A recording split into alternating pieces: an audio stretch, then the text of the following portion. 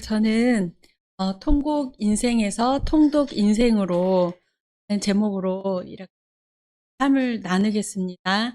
주제 성경 구절은 레위기서 25장 10절에서 12절 말씀인데, 제가 이 말씀을 주제 성경 구절로 삼은 이유는 제가 만으로 50세 때 재혼과 레제나 하우스를 통해 새로운 삶을 살게 하시고 세상에서 방황하다가 원래 소유지인 주님께로 다시 돌아갔기 때문입니다.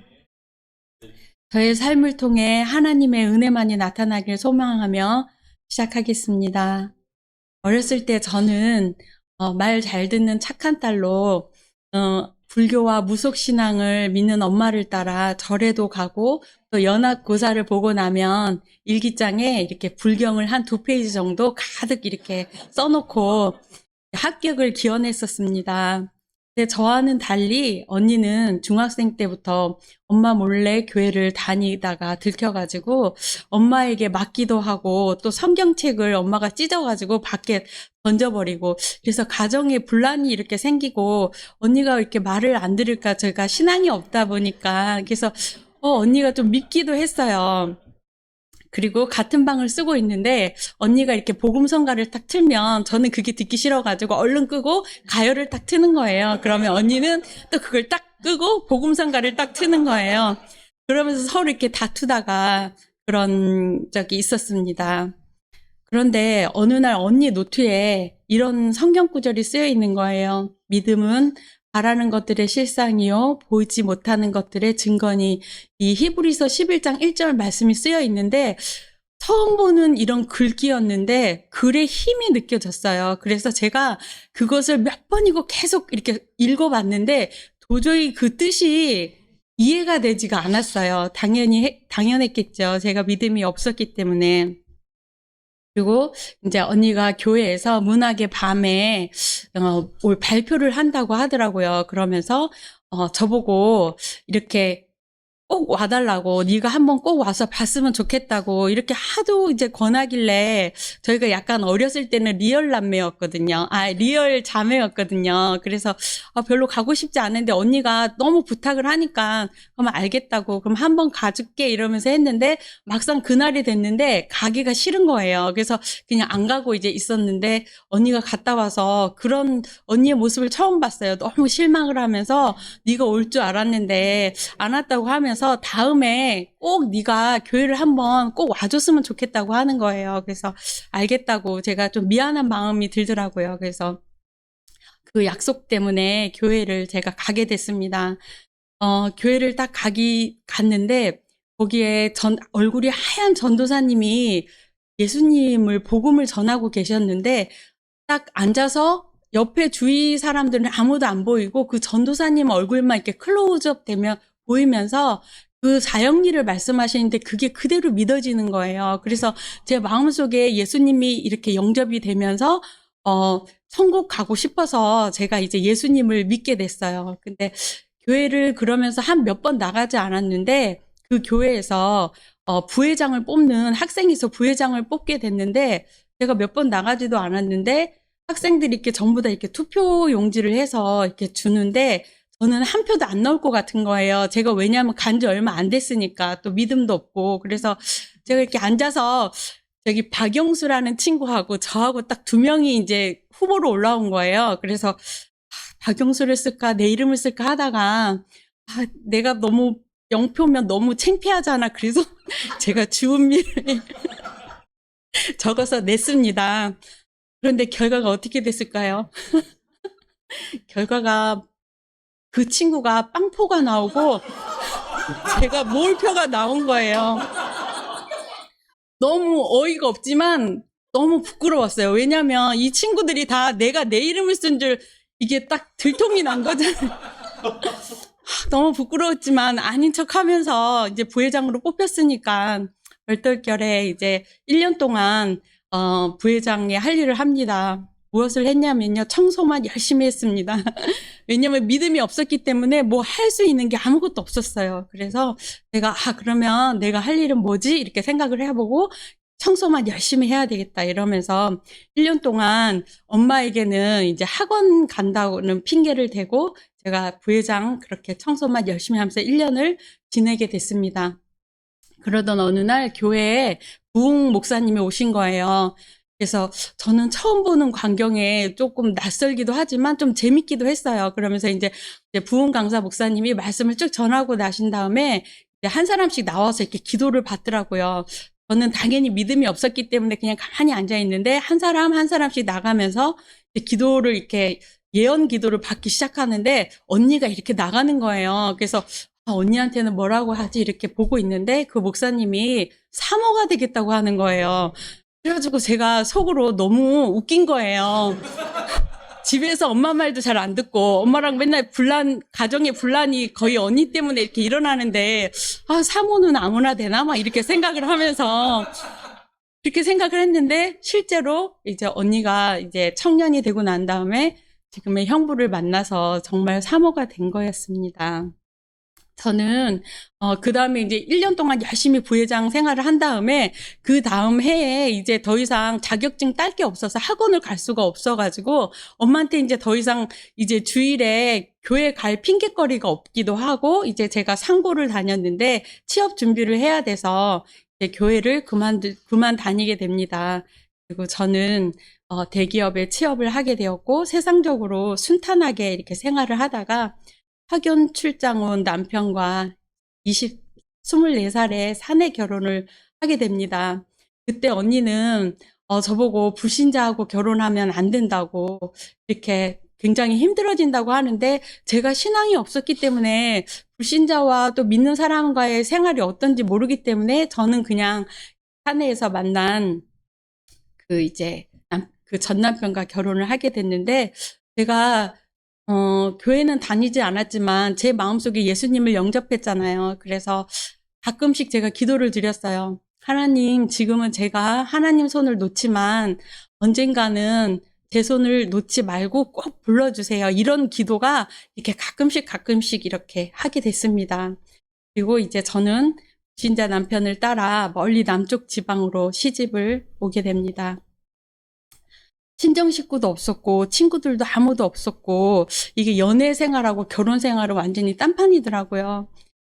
그래서 회사 생활이 먼저 우선이고 가정 생활이 이렇게 뒷전이다 보니까 늦게 오는 날이 잦았고 그리고 첫째 아이가 너무 자주 아픈 바람에 저 혼자서 이렇게 병원 다니는 것이 일상생활이 돼버리니까 사는 게 너무 힘들어지더라고요. 청년 때까지만 해도 이렇게 굉장히 해맑고 그냥 순탄하게 살았는데 결혼과 동시에 조금 그렇지만 새 창살 없는 감옥 같다는 생각이 들었어요. 솔직히 말을 하면은. 그렇게 생활을 하고 있다가 너무 힘들어서 이웃 언니 따라 교회를 남편 몰래 다니기 시작합니다. 그렇게 이제 교회에서 그렇게 처음에 다시 예배를 드리는데 목사님 말씀이 무슨 말씀인지는 모르겠는데 처음부터 끝까지 눈물을 흘리게 됩니다. 그냥 뭐 때문에 눈물이 나왔냐면 하나님이 내가 언젠가 다시 꼭 불러달라고 했는데 하나님이 이런 환경을 통해서 하나님이 나를 다시 불러주셨구나. 이것이 너무 감사해가지고 그 1시간 내내 눈물만 흘리다가 오게 되었고 그때는 말씀은 읽지 않았지만 이 예배 드리는 시간이 저한테는 너무 소중했고 기쁜 시간이었습니다. 이제 첫째 아이가 조금 커서 병원 다니는 일에 조금 자유로워졌는데 둘째 아이가 태어나고 났는데 첫째 아이보다 더 아픈 거예요. 그래서 40일 되기도 전에 이제 병원을 다니게 됐는데 그날도 이제 40일 되면 40일도 안 됐으면 이제 한 달 좀 지났는데 엄청 작잖아요. 그래서 그 아이를 이제 이렇게 안고 이제 병원에 갔다 왔는데 너무 두려운 거예요. 이제 첫 아이가 너무 많이 아파봤기 때문에 이 아이는 너무 작고 꼭 죽을 것만 같고 이래서 제가 작은 방에서 무릎을 꿇고 울면서 기도를 했어요. 하나님 이제 낫게 해달라고 얘 아프지 않게 해달라고 기도하는데 그때 이제 이사야서 말씀 41장 10절 말씀이 이렇게 마음에 이제 오는 거예요. 두려워하지 말라, 놀라지 말라. 나는 내 하나님이 됨이니 내가 너와 함께 하리라. 굳세게 오른손으로 너를 붙들려 막 이렇게 이제 신앙이 별로 없었으니까 그런 말씀을 나한테 주셔가지고 이제 애가 낫겠구나. 이제 다 나았어 했는데 그날 오후에 애가 갑자기 경기를 하기 시작하는 거예요.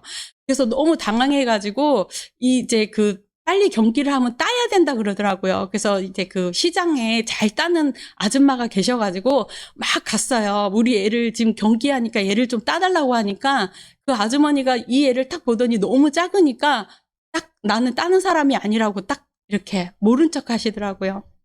그래서 다시 이 애를 안고 병원을 가게 됐습니다. 병원을 갔더니 폐렴이 왔고, 그래서 뇌파 검사를 하고 하는데, 마취를 이렇게 뇌파 검사를 하고, 그 작은 아이에게 혈관이 나오지 않아서 여러 군데 막 찌르는 모습을 보니까 너무 그게 힘들더라고요. 그래서 이제 언니한테 전화를 했죠. 너무 아프니까 이제 우리 기도를 해달라고 했더니 언니가 요한복음 말씀을 이제 아이의 귀에다 대고 생명은 하나님께 있다고 그러면서 그 말씀 구절을 계속 귀에 이렇게 넣어주라고 하는 거예요. 그래서 그 아이를 안고 계속 그 말씀을 이렇게 귀에 넣어줬습니다. 그래서 이제 교회의 식구들하고 이렇게 기도 부탁을 해서 정말 감사하게도 일주일 만에 아이가 태어나게 됐어요.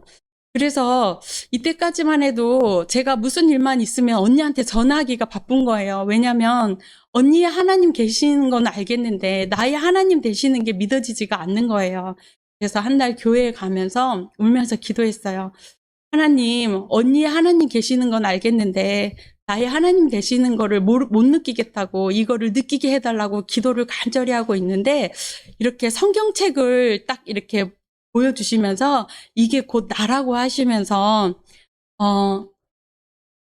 말씀을 읽으면 나를 알 수 있고 말씀이 곧 예수 그리스도이고 곧 사랑이라고 이렇게 말씀이 마음에 이렇게 오는 거예요. 그러면서 은미야 사랑한다 사랑한다 이렇게 하는 마음 깊숙한 곳에서 올라와서 나도 하나님의 자녀구나. 하나님이 나를 아시는구나. 나를 사랑하시는구나. 이거를 이제 깨닫게 돼서 너무 이제 울었지만 너무 기쁜 마음으로 이제 집으로 돌아왔습니다. 그 뒤부터 제가 열심히 성경을 읽기 시작했어요. 왜냐면 이제 말씀이 곧 나라고 하셨기 때문에. 그래서 하나님은 어떤 분이신지, 왜 나를 이 세상에 태어나게 하셨는지, 또 어떻게 살아야 하는지 궁금해가지고 정독으로 이렇게 읽어가는데 말씀이 너무 꿀처럼 단 거예요. 그러면서 말씀을 읽으면서 깨달아지기 시작했어요. 하나님은 창조주시구나. 나는 하나님을 찬양하고 예배드리기 위해서 태어났구나. 이렇게 하면서 그 당시에 첫사랑이 너무 충만해지니까 길거리 지나가는 사람들 보면 복음을 전하고 싶은 거예요. 저 사람은 예수님을 믿을까? 저 사람은 복음을 알까? 이렇게 하면서 하나님께서 강한 감동이 오면 가서 그 사람에게 실제적으로 전도를 하고 거기서 영적 기도도 이렇게 하고 또 마음에 또 강함이 안 오면 그냥 지나가면서 속으로 기도했어요. 하나님, 저 사람도 예수님 믿게 해달라고 이렇게 기도를 했습니다. 그리고 그렇게 교회에서 이제 남편이 이제 늦게 오는 거를 이제 서로 협상을 했어요. 늦게 오는 거를 내가 터치를 안 할 테니 내가 교회 가는 것을 허락해 달라 이렇게 해가지고 저는 교회 생활을 열심히 했습니다. 성경 공부도 하고 금요 철야에 가서 기도도 하고 그리고 또 저랑 잘 지내는 집사님 따라서 기도원도 한 2년 정도 다녔던 것 같아요. 그런데 저에게 어느새 말씀 읽는 시간이 사라지고 그냥 그런 것만 열심히 이렇게 하고 있었습니다. 명태 전부터 남편이 아프기 시작했어요. 그래서 남편이 또 명태 후에 부산으로 이사 온 지 얼마 안 돼서 갑자기 하늘나라로 먼저 떠나게 됩니다. 그래서 저는 가장이 된 나는 이때부터 굉장히 힘든 시기를 겪게 됩니다. 그리고 아이들과 살아갈 미래가 걱정되어 투잡을 하게 되었습니다. 사실 지금 있는 일만 하고도 당분간은 아이들하고 같이 먹고 살만 했는데 미래가 걱정이 되어서 제가 이렇게 투잡을 하면서 돈을 벌어야 되겠다는 생각으로 하다 보니까 결국에는 돈과 건강을 다 잃게 되었습니다. 언니는 계속 저에게 너의 삶을 너가 하려고 하지 말고 하나님께 한번 맡겨봐라. 이렇게 얘기를 했고 또 제가 사업으로 투잡을 하는 거를 엄마하고 동생이 다 말렸지만 내가 할 수 있는 거를 최선을 다해서 해보겠다고 욕심으로 허황된 꿈을 쫓다가 자녀와의 관계도 나빠지고 돈도 다 떨어지고 난 뒤에 어쩔 수 없이 제 삶을 하나님께 맡기게 되었습니다. 그러니까 맡겼다기보다는 제 상황이 현실이 이제 더 이상 아무것도 붙잡을 것이 없기 때문에 그냥 이렇게 손을 놓은 거죠. 이때부터 이제 늘 말씀 읽기를 권하던 언니의 말에 한번 그런 말씀을 읽어보자 이런 생각이 들기 시작했습니다. 그래서 말씀 읽기를 시작했는데 처음에는 말씀이 지속적으로 이렇게 읽혀지지가 않는 거예요. 그래서 하다가 중단하고 그러면 그때마다 언니가 평생 읽을 성경인데 지나간 거는 그냥 놔두고 그날부터 다시 읽으면 된다고 격려를 해줘서 제가 이제 조금씩 말씀 읽을 수 있게 되었습니다. 다시 말씀 읽기가 시작되면서 이거는 지극히 정말 개인적인 일인데 처음으로 제가 밴드방에서 말씀 읽기를 끝낸 말씀을 처음부터 끝까지 다 읽었던 때인데 중간에 이제 제가 오전에 일을 이제 마치고 이제 잠깐 오후에 일 나가야 되니까 작은 방에서 침대에서 이렇게 누워서 쉬고 있는데 갑자기 또 느낌이 오는 거예요. 하나님이 가방을 선물을 해주시겠다고 하는 거예요. 가방을 주겠다고. 그래서 무조건 아멘 했어요. 그냥 아멘 하면서 그렇게 주시든지 안 주시든지 일단 저는 가방이 필요하니까 아멘 하고 그렇게 받았는데 제가 말씀 읽기를 다 끝나고 나니까 외국에 있던 조카에게 정말 작은 지갑과 큰 가방을 선물을 받게 되었어요. 그리고 또 두 번째 이제 말씀을 다 읽고 난 때였는데 이번에는 하나님이 저에게 뭔가 큰 선물을 주시겠다는 마음이 또 드는 거예요. 그래서 말씀을 다 읽고 나서 이번에는 하나님이 무슨 선물을 주실까 이렇게 기다리고 있었는데 제가 투잡을 앞전에 이제 건강 잃고 돈도 잃어서 더 이상 할 수 없게 됐잖아요. 그래서 하나님 은혜로 약국에 부산 그 송도 바닷가 앞에 있는 그 약국에 조제실에 근무를 하게 됐어요. 그때 언니에게 갑자기 전화가 왔어요. 말통 세미나를 듣는 그 사람이 있는데 정말 믿음이 좋다는 거예요. 그래서 한번 만나보라는 거예요. 그래서 제가 나는 안 만나겠다. 지금 내가 사는 게 너무 힘들고 나는 내가 돈을 벌고 이렇게 해야 되기 때문에 누구를 만날 그런 여력이 없다. 그랬는데 언니가 나도 너가 재혼을 이렇게 안 했으면 좋겠다. 그냥 혼자 사는 게 좋은데 이거는 나도 모르게 그냥 하나님이 하시는 일 같다고 이 사람을 꼭 한 번만 만나보라고 하는 거예요. 그래서 언니가 또 하도 또 권하길래 그러면 알겠다. 나는 부산에 살고 그 사람은 춘천에 살고 있으니까 중간에서 보든지 아니면 그 사람이 부산으로 와서 보든지 그러면 한 번 만나겠다. 이렇게 했는데 이제 이틀인가 3일 뒤에 지금의 저 최보아스 목소리 굉장히 좋잖아요. 딱 전화가 왔는데 목소리가 너무 좋은 거예요. 그래서 그러면 한번 만나볼까? 이런 마음이 이제 더 생겨가지고 만나기로 했는데 너무 신기한 거는 이 사람이 저하고 이런 일이 있기 전에 이미 부산에 계신 이모님이 발을 다쳐서 내려오기로 약속이 되어 있었다는 거예요. 그래서 이제 이 사람 보고 그러면 송도 바닷가 이제 약국이 근처니까 이쪽으로 오라 그래서 송도 카페 앞에서 이제 처음 만나게 됩니다. 그리고 이제 최보아스가 본인 스토리를 쫙 풀면서 자기는 이미 하나님께 응답을 받았고 배우자를 하나님께서 주시겠다는 응답을 받았는데 그 사람이 당신이었으면 좋겠다고 이렇게 말을 하는 거예요. 그래서 너무 허황되고 무슨 한 번 만난 사람한테 그래서 저는 이제 저는 아닌 것 같고 다른 사람을 한번 찾아보라고 이제 이렇게 얘기를 하니까 그럼 한 번만 더 만날 기회를 달라고 하더라고요.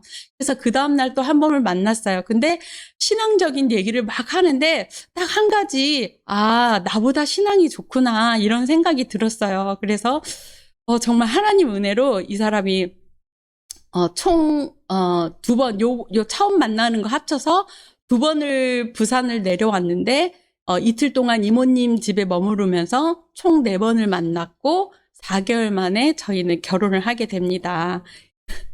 그래서 하나님 은혜로 저를 부산에서 이렇게 건져서 서울로 다시 이렇게 컴백하게 해준 남편에게 저는 그때부터 최보아스라고 이렇게 불렀고 재혼하자마자 코로나가 왔습니다. 그래서 체보아스가 만약에 결혼을 서둘러서 하자고 안 했더라면 저희는 아마 결혼을 하지 못했을 거예요. 코로나니까 서로 왕래를 할 수 없었을 뿐더러 사실 한 번 뭐 4번 만난 사람을 제가 뭘 알고 저희 남은 인생을 맡기겠어요. 근데 이것이 모든 것이 다 하나님의 은혜였다는 걸 알게 됐고, 또 뒤에 들은 얘기를 보니까 그때 조이 교회가 이제 조이 공동체를 전환하면서 성경 통독 사역에 비전이 있는 분만 남고 다른 분들은 다 이렇게 파송을 하셨잖아요. 그래서 남은 분들이 정말 한 사람을 보내달라고 이렇게 기도를 하고 있었다고 하더라고요. 그래서 뒤에 보니까 저희가 기도 응답으로 한 사람이 아닌 저희 2사람이 이렇게 조이 교회에 오게 됐습니다. 그렇게 저희는 춘천에서 조이교회를 다니기 시작했고, 매일 말씀 읽기와 가정 예배로 서로의 허물을 예수 사랑으로 덮어주면서 믿음의 가정으로 세워나갔습니다. 먼저 오프라인으로 말통 세미나를 들은 남편은 성경 통독 사역이 마지막 시대에 꼭 필요한 사역이라고 생각한다면서 저에게 성경 통독 세미나를 들을 것을 권했습니다. 처음에는 언니와 남편의 권유로 성경 통독 온라인 세미나를 듣게 됐고, 이 시대에 꼭 필요한 사역인 거는 알겠는데 내 비전으로 안 와닿더라고요. 그리고 조이교회 말통 목사님 설교를 매주 듣는데 또 조이교회 말통 목사님이 하시는 세미나 강의를 또 들을 필요가 없다고 생각하는데 남편은 계속 들으라고 하는 거예요. 들을 때마다 다르다고. 그래서 저보다 먼저 신앙이 좋으니까 그러면 이제 순종하는 마음으로 그렇게 제가 2-3번 더 듣게 되었습니다. 놀랍게도 하나님이 2-3번 들었을 때 그때 그 비전이 제 마음에 와닿게 되었습니다. 성경 읽고 읽히는 사역의 중요성을 깨닫고 세미나 방에서 리더로 섬기게 되었고, 섬길 때마다 제일 먼저 은혜를 받는 것은 저였습니다. 처음에 하나님께서 나에게 말씀 읽을 수 있는 은혜를 주셔서 감사했고, 나중에는 하나님께서 레제나하우스 성경 통독 사역을 하기 위해서 결혼을 시키셨구나 이렇게 깨닫게 되니 더 감사했습니다. 이제는 남편의 권유가 아니라 내가 천국 갈 때까지 해야 할 사역임을 깨닫습니다. 아이들과의 관계도 점점 회복되었고 말씀을 통해 일하시는 하나님을 삶에서 체험하게 됩니다. 저는 광주극동방송 성경의 무림고수에서 고백했던 것처럼 성경 통독을 통해 내 기준과 세상적 가치관이 하늘의 지혜로 바뀌게 되었고 나중 예사의 삶으로 자녀와의 관계가 회복되었으며 눈물의 통곡 인생에서 말씀 있는 통독 인생으로 바뀌어주셔서 풍성한 은혜를 누리고 있습니다. 성도는 하나님을 경외하는 에너지를 공급받기 위해 말씀을 읽어야 합니다. 하나님은 말씀 있는 한 사람을 통해 가정을 새롭게 하고 교회를 아름답게 하십니다. 이제 저는 하나님의 은혜로 아가페 통독원을 나의 영적인 노후 대책으로 삼고 성경을 읽고 읽히는 사역으로 성경 읽기에 관심을 갖고 레제나 하우스 사역에 동참하며 출석교회에 성경 통독팀을 세우려는 분들과 함께 비전을 나누고 있습니다. 사랑과 배려가 많아서 주님을 늘 나타내는 권사님과 사랑과 축복하는 그런 자로 살아가는 신실한 집사님, 그리고 영혼을 사랑하는 마음으로 말씀을 기준 삼아 살고 있는 사모님, 이렇게 비종 속성 그 세미나에서 수강생으로 만났던 3분과 함께 저희 아가페 통독원에서 기도와 말씀으로 함께 동역을 하고 있습니다.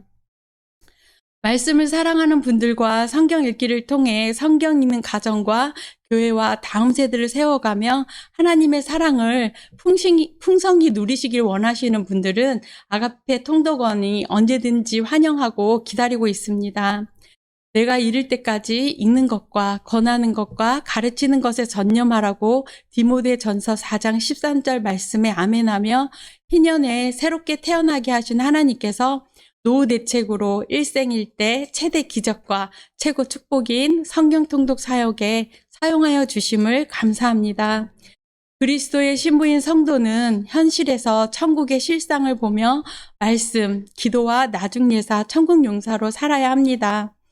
말씀 읽기를 통해 하나님을 바르게 알아가며 성경이 더 깊게 이해되고 믿어지기를 축복합니다.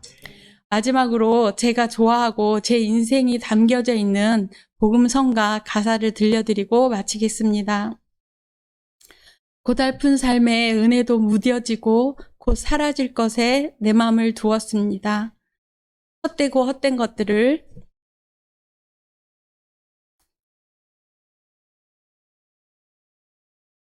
바라보며 그 은혜를 놓치며 살았습니다. 주어진 삶을 묵묵히 살아가며 날 붙드신 주 예수를 봅니다. 사망 가운데 놓여진 나의 삶을 날 건지신 그 이름 예수. 나의 한숨을 보셨습니다. 주를 향한 노래로, 소망의 노래로 나의 눈물을 거두신 주 예수 이름 안에 살게 하소서. 예수 이름 안에 살게 하소서. 제가 지금 이렇게 흘리는 눈물은 슬픔의 눈물이 아닙니다. 기쁨의 눈물입니다. 합력해서 선을 이루시는 하나님은 나의 슬픔과 기쁨을 통해서 내 인생의 선을 이뤄가고 예수 영광만을 위해 살게 하시는 하나님을 찬양하며 고백합니다. 그리스도 안에서 이긴 자로 왕노릇하며 사시는 모든 분들을 사랑하고 축복하며 들어주셔서 감사합니다.